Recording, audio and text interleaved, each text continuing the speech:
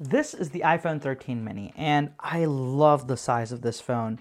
And I really do want to protect it because I really want to keep using this phone. But the problem is, all the cases for it seem to be pretty thick, you know?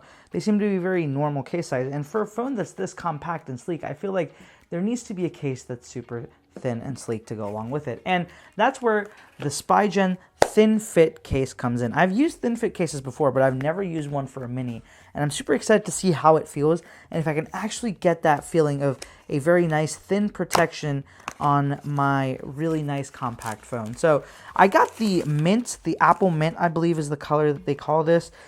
It's a very interesting, lighter kind of pastel green, and I think it will pair really well with my my peachy pink little phone. So here's the case, and right off the bat, the material is actually a little bit different than I remember it being on this. So it's a more rubberized hard silicone. So it looks really interesting actually. The sides are oh, come on, focus. So the sides are kind of actually two-tone. I don't know if the camera's picking it up, but right here, I think you guys might be able to see there's that line. So it goes from a hard plastic to a more flexible plastic, which will allow for, I believe, a little bit more better shock protection, and also just to be able to put that phone into the case a little bit easier. Now, I have to say this case isn't as thin as I was thinking it would be. It feels very normal case-like. So maybe that thin fit name might not really be exactly what we were thinking. But it does have impact protection on the inside if the camera will ever focus.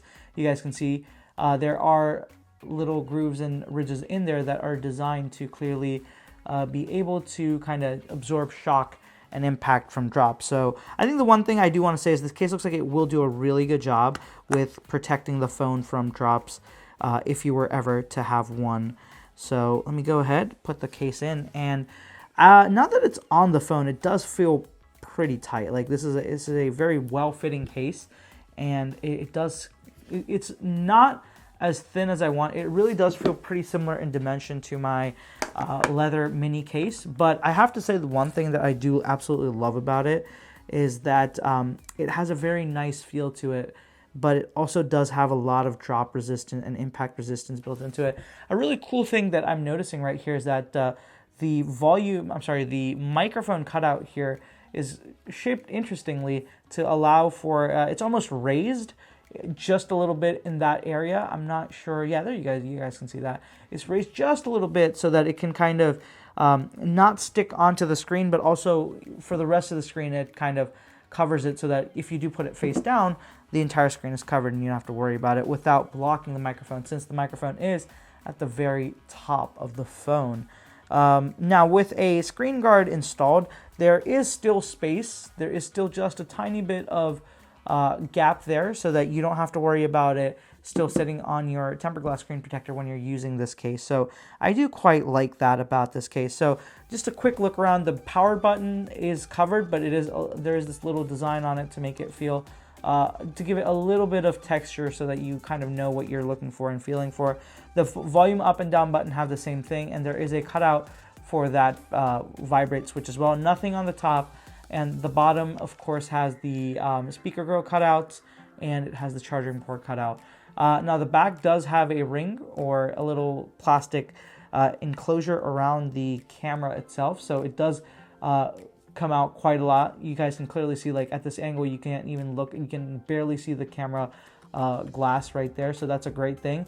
It's going to protect the camera from any scratches or impacts that you might have if it falls face down, or if you just put it down on a table like this, which most people will do all the time. Now, the one thing I'm curious about is how well do MagSafe accessories work with this. So I do have my MagSafe charger with me.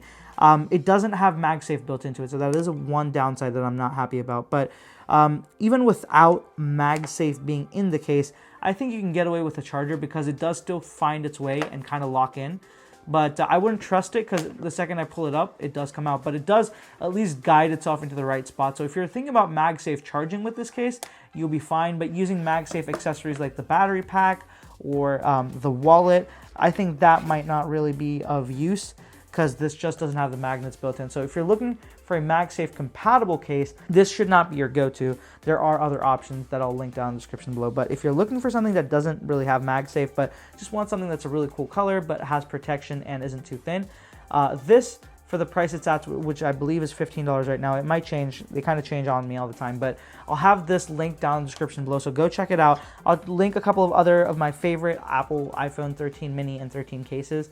These are all really well priced, and if you guys do click those links, they do help out the channel a lot, so I do appreciate whenever you guys check those links out. And if you haven't already, be sure to subscribe to the channel for more iPhone 13 mini content. A lot more coming your ways. And if you haven't already, go ahead and check out the social medias as well. I'll have the handles right here on the screen, and of course linked down in the description as well. Go check me out over there. Thank you so much for watching, guys. I'll catch you in the next one.